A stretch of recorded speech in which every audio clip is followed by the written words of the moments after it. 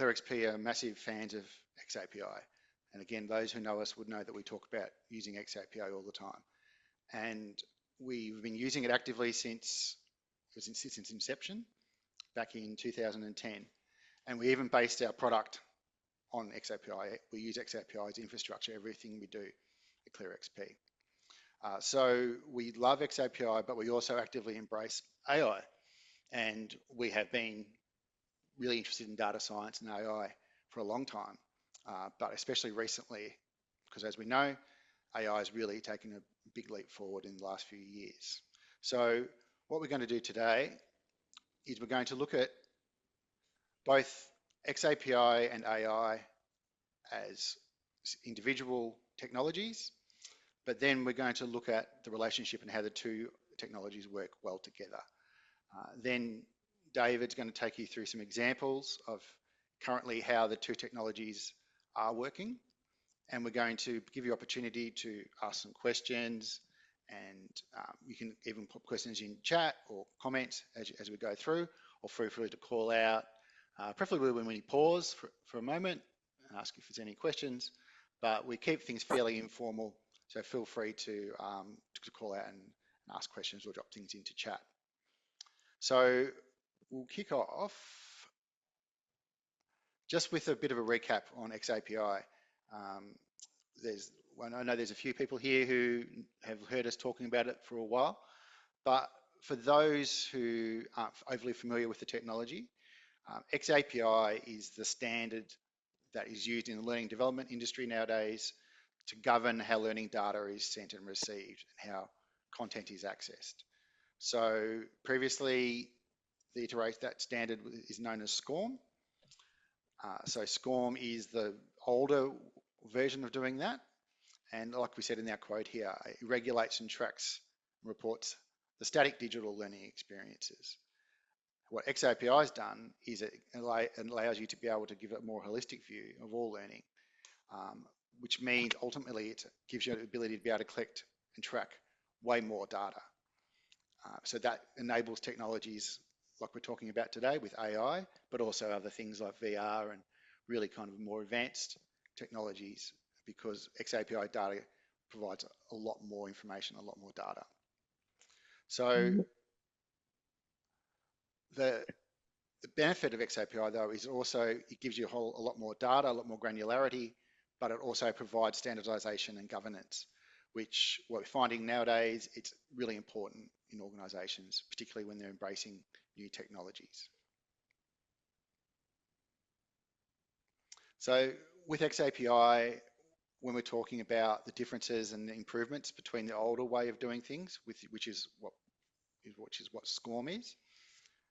So the static learning experiences, we mentioned it, but how LMS would work and how traditional learning would work would be often that a bit of content is created using an external tool, something like Articulate, Storyline or something like that. It's created as a static package. So that means that whatever is created is put into this package, which is a zip file, and uploaded onto a learning management system, and that is your experience. There isn't a lot more you can do with that since you've created it. By dynamic, we mean that the kinds of learning experiences are fairly open. It can be tracked at the same level of assurance as SCORM, but you've got a variety of different activities.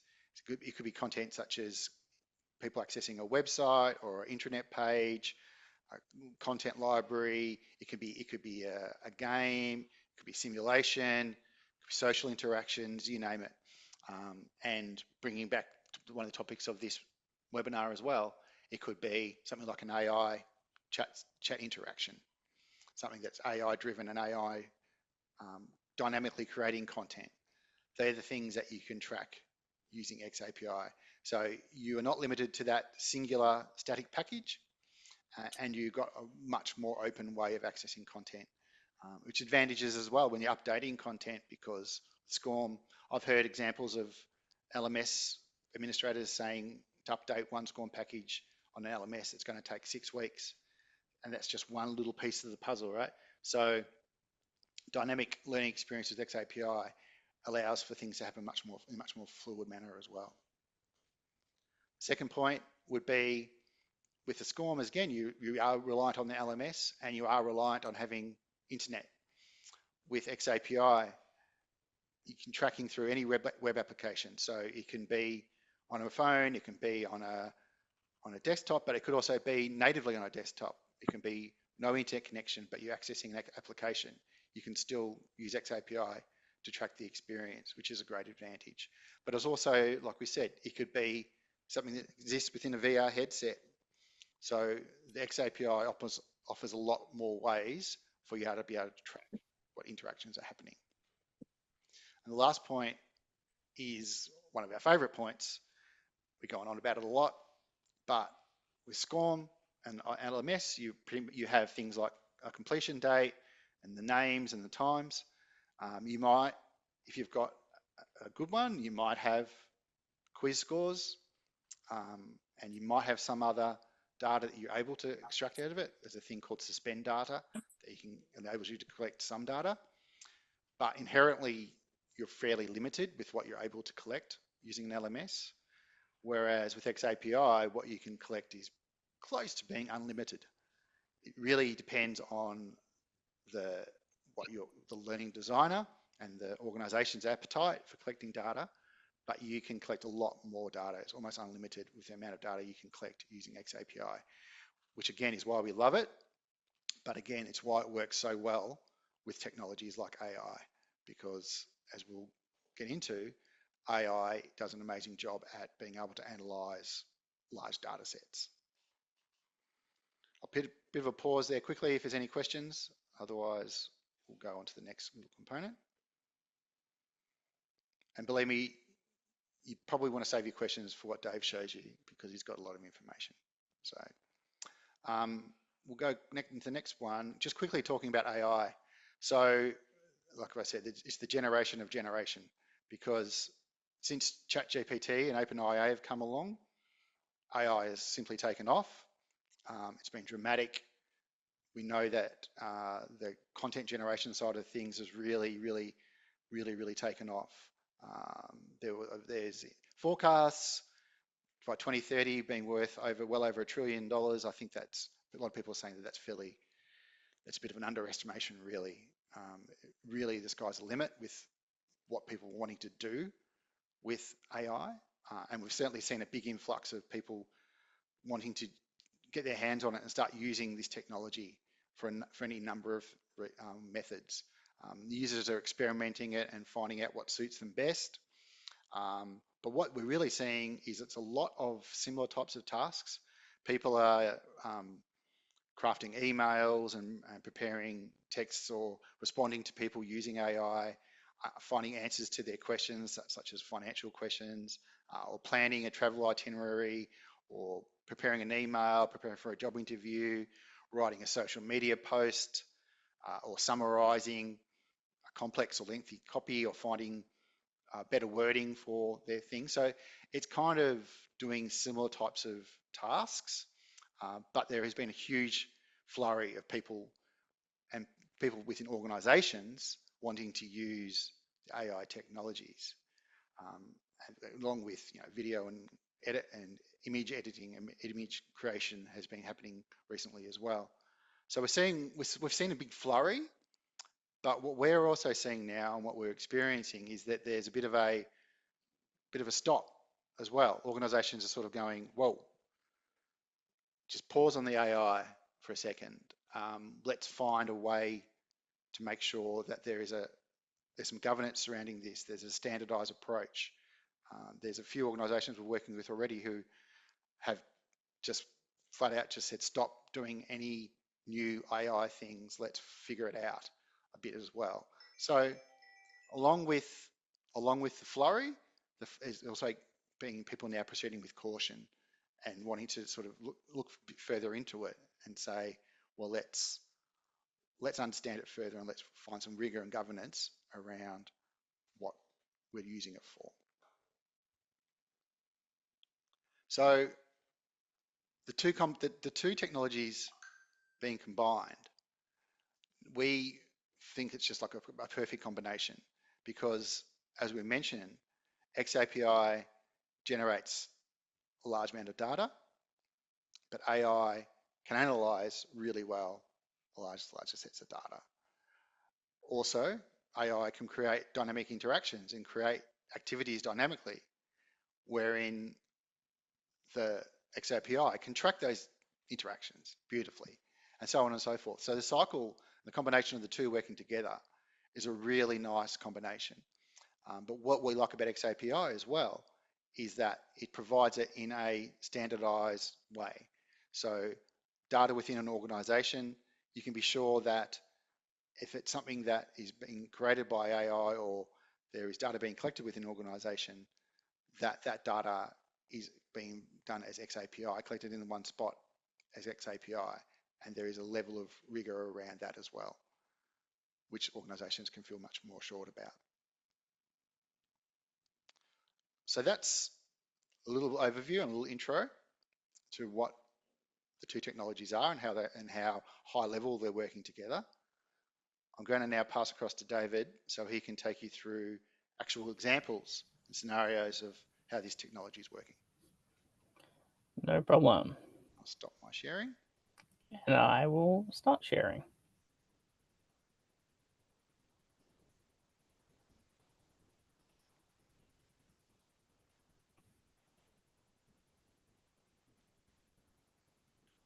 All right.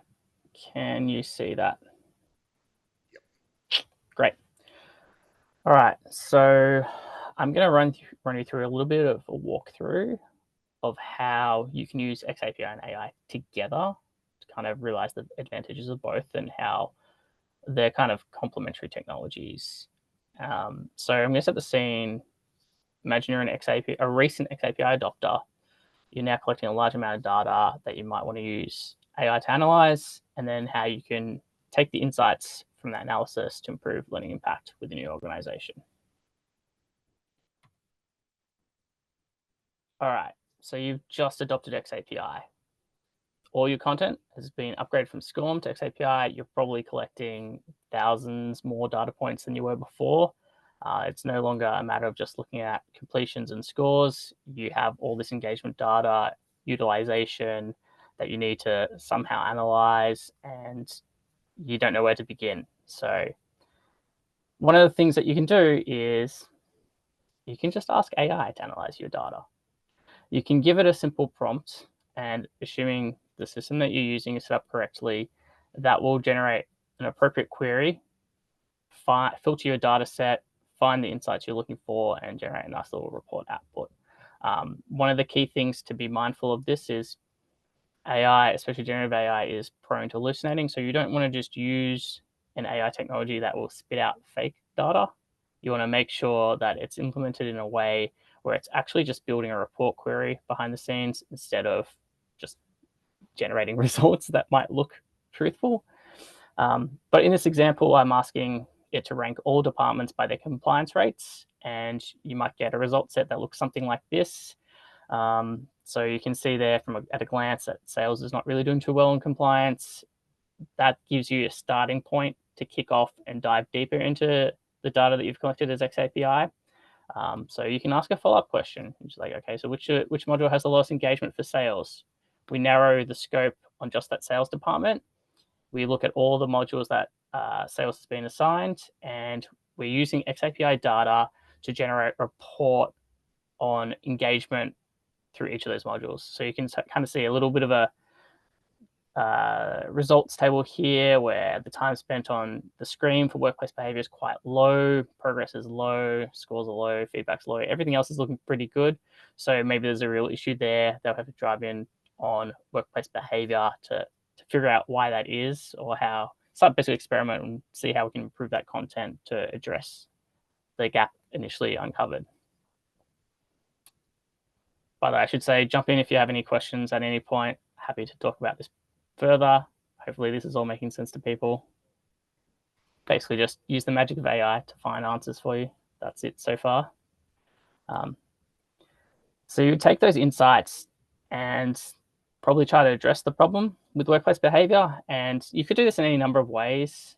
the example I've gone here is, well, if engagement is a problem, let's maybe introduce some social learning concepts that might hopefully get people a bit more involved in the content, as opposed to just being a static, like, well, I guess like e-learn module that you go through step by step. So this is something that works really well with xAPI. You can start to have collaborative learning experiences, more than one person engaging on content, seeing what other people have written, and then hopefully, making it feel a bit more interactive. So the example here is you can add a prompt to your training saying, share an example of respectful behavior in your workplace that forces your learners to engage, and provide some responses. Now those responses are tracked with xAPI as well, so that we know what people are entering. The thing is, with these open text fields, especially when it's collaborative, there's the risk that people can start writing abusive things. And so you want to stamp that out if it's happening. So you have the problem of, like, if it's a very large organization, a lot of comments and going on, moderating that can be quite laborious. We'll talk about how to address that in a moment. But to give a bit more of a visual example of that social learning interaction, it might look a little bit like this. You kind of have a question embedded in your e-learn. People leave a response, others can see it, like on it, comment it, etc. This then is tracked as xAPI on the right-hand side. Now, this is diving a little bit into the details of how xAPI collects data. And if you haven't seen any of our primers, it's effectively you have these components of a user doing something to some object, and then you can supplement it with extra data points, such as the result there. So in the case of social interactions, we can see that Jessica here has commented on the prompt, and we get the actual response that she's entered. Now, the key thing on this is, because we're collecting that response, and this is the real difference between xAPI and SCORM, where with SCORM, you would never be able to see a response that someone entered. We can now analyze that with AI, and we can kind of speed up that whole moderation piece, get insights on how people are engaging, kind of as I started the walkthrough. Any questions on that so far? Nope. All right, so with a whole bunch of social posts collected, we can take AI and we can just ask it to analyze those social comments. We can give it a prompt such as rate the tone and effort of all comments. It will then go through everything that anyone's left on that workplace behavior module, and then assign effort, which means like how much effort they put into writing the comment. Did they just only write a few words, or did they write a paragraph, give a thoughtful response? And then whether that response is positive or negative or neutral. So it gives you a real easy, quick way to filter and narrow in what the important comments people are leaving. So if you're worried about moderation, you could quickly filter on negative ones and see if people are abusing each other. If you wanted to see like some of the really shining examples, you could filter on positive, high effort, and then that then is something that you could spread out the organization, say, here's a really good response that people should care about. For this specific example, and I should say that this is a bit of a contrived example. We have had organizations go through this kind of thing before, but these are not real people, so not providing anything too sensitive. If we drill on these negative examples and you read the comments, you can say, hey, management talks about inclusion, but when real issues come up, they look the other way. There's no follow through, just empty promises. The second negative comment is the company loves to talk about diversity, but it's all for show. They hire people, but there's not giving them real opportunities, leadership roles, nothing changes. And so you might have come into this with the hypothesis that, oh, I want to make sure that no one's abusing each other. And then you've come up with this insight, which is just like, actually, people are raising issues within the workplace itself. It sounds like you're putting out training, but then the individual employees aren't exhibiting those behaviors. And that's now through the use of AI to drill through on specific comments. We've highlighted a problem in the business that might need addressing. Of course, this is just 2 comments. They might just be outliers. You could look through all the responses that have been left and manually sum up the data and work out, hey, is there some kind of pattern of behavior here, or is these just a couple of one-offs? Well, you might see the pattern of this walkthrough, which is we can ask AI to do that for us.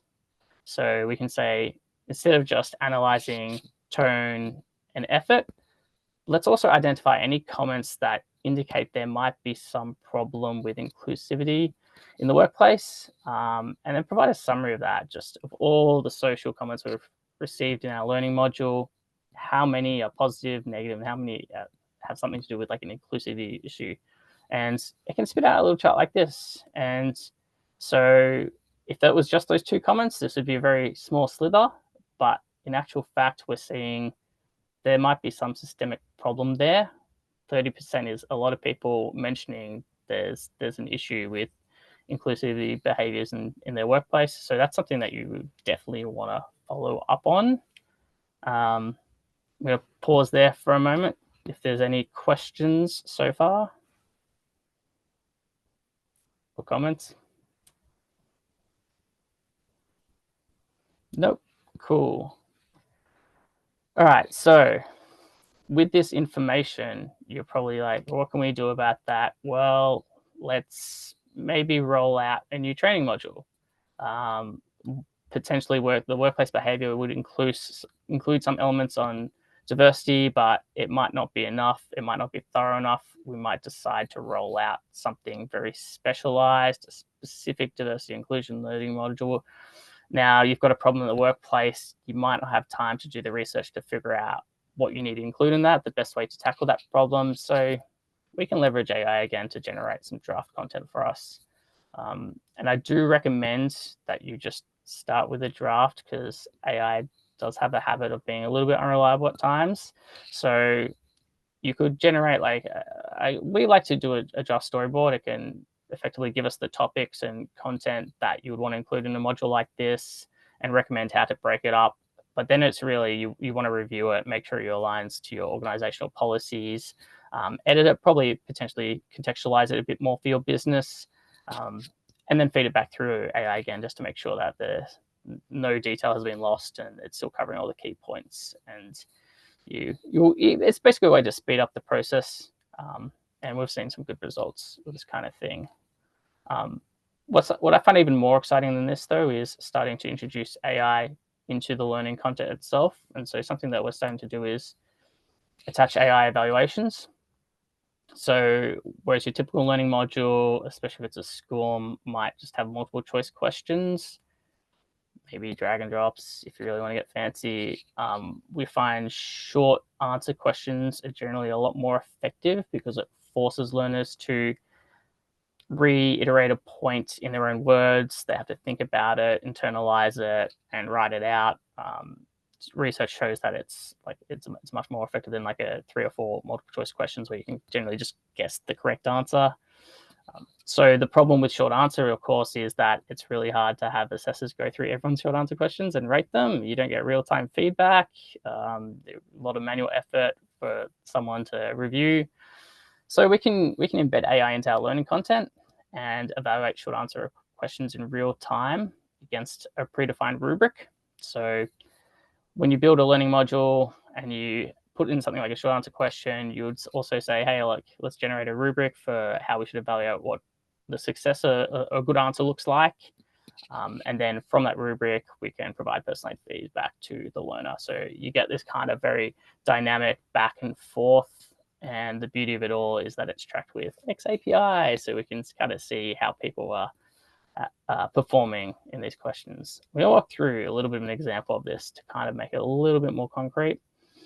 So let's say we've got a short answer question, such as this. How can you support a colleague from a different background? So you ask this to your learner, and you give them maybe a 3, 4, 5 line text input to provide a response. And you get this sample response from an anonymous learner that says, oh, by being nice and including them in conversations. I haven't really thought much about cultural differences, but I guess it's good to listen to their opinions. It's not overtly a bad response. It doesn't sound like a particularly good response. You probably want to be able to give them some feedback on how they can make that better. So what you would do when setting up your learning module is define a rubric where you have a few, this example, I've used a 3-point scale, you've used a 5-point scale, however deep you want to go, and a few different categories on the response. So based on what the answer they've entered is, we can evaluate their understanding of different backgrounds. And we've got the rubric obviously tells us what a bad response looks like, what a good response looks like, and what an excellent response looks like. And it does that across empathy and sensitivity as well, reflection and growth. So if we look at what this learner has responded by being nice, including in conversations, the AI would take this rubric, evaluate it, and say, okay, yeah, understanding backgrounds. They don't have limited understanding. They do understand that there are cultural differences, so it's pretty good. But their examples are pretty vague. Well, they don't really have any examples at all in this response, so that's probably sitting in the good pile. And it goes through and does it for each of them. And I won't labor you on how it does that, but effectively you evaluate the rubric and be able to score them on how well that is in terms of an ideal response. So for this particular example, you see pretty good on a couple categories, not very good at reflection and growth. So we score them 2 out of a possible 6. It probably isn't a success. Like you could set your pass rate at maybe something like 5 out of 6. 2 out of 6 is below half. So you'd probably fail the person this question, ask them to try it again, and also generate them a slightly different question so that they basically learn. Of course, just telling someone they got it wrong isn't a great learning experience. So we can also use the AI to take this rubric evaluation and generate some personalized feedback. So the actual learning interaction could look a little bit like this. I can support a colleague from a different background. They provide their response. We evaluate the rubric in the background, and we provide some personalized feedback. The response shows a good intent to be supportive, but would benefit from more specific examples of challenges faced from different backgrounds and actionable strategies for inclusion. Consider reflecting on your personal biases and exploring cultural differences to enhance your understanding and effectiveness in providing support. So hopefully then your learner takes that in, develops into their next response when they retry the assessment. And this is really like the whole thing that we're trying to address here is that people not displaying good diversity behaviors in the workplace. This forces them to internalize it a little bit more and actually retain what that looks like. And of course, the beauty of all this is we track that entire interaction with xAPI. So a bit like my earlier example, our learner responded to the question, how can you support a colleague from a different background? We record the actual response they had. We also record a breakdown of the rubric scores. So you can kind of see that they scored 110, the effort they put into their response, the total score, the success, as well as the personalized feedback. So we have that entire AI-generated scenario captured in xAPI so that you can use it for like high-level reporting, auditing, all that kind of thing. I'm going to pause there. That was pretty detailed. I probably went through very quickly, but does anyone have any questions on how any of that works or any input at all?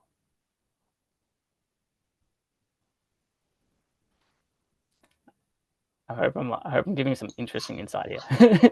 No, it's good. No, it's good. Just digesting it all. Yeah. Did I go through too quickly? Do you want me to like go back a little bit, or is everyone kind of following along? I'm okay. Cool. All right. Okay, so we've just collected. To take a step back anyway. We started by seeing that there was a problem with the workplace behavior module in sales. We then rolled out some more social interaction content in there. From that, we learned that there was a problem with diversity inclusion. So we now rolled out a diversity inclusive module with AI assessments in it. We're collecting all this data. You can kind of see where xAPI just like collects more and more and more. We might want to now look at that rubric response on a higher level and say, hey, like, you know, is this effective? And so you can then go back to AI and be like, analyze those rubric evaluations. Give me a distribution of scores across each of those rubric categories. And you can kind of get a breakdown like this. So if we look in on this one, understanding of backgrounds, the distribution of people scoring 2 on that is quite high. Empathy and sensitivity is kind of across the board even. Reflection and growth, the distribution of scores is quite bad. A lot of people scoring 0 on that, mid-range for 1, and not many people scoring 2. So again, this is how we've collected something using xAPI, and we used AI to analyze it, and we say, hey, we probably don't have enough of an emphasis on reflection and growth in the content, and how you could start to incorporate that into your learning materials to make things a bit better. There's a lot of stuff you can do with this information. You could then say, hey, let's try a different approach to the learning. Maybe we can do some, scenario simulations, and that's also where you can incorporate AI again to kind of do like a bit of a chatbot back and forth. Hey, someone's like said something in a meeting that's not appropriate. How would you handle that? And you could respond. You could basically have the learner respond and do a bit of a back and forth. And again, similar to the assessment example, evaluate that, and then also see if that has an impact.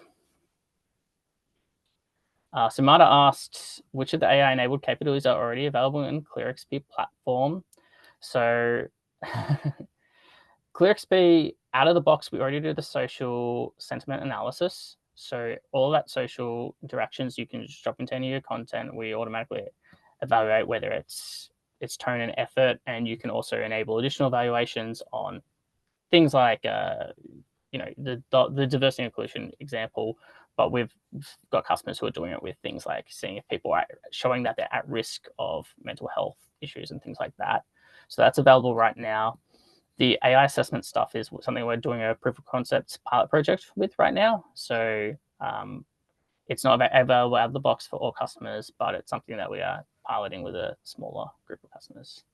So all of this stuff definitely works. We already know it. We're just like now testing it at a larger scale. So to kind of close the loop on all of that, you then want to go back and say, hey, did we address the diversity and inclusion issue? So if you remember, people were leaving social comments there saying, hey, someone said something really bad about other colleagues in the workplace, and we were tracking how many of those comments are through AI analyzing the comments.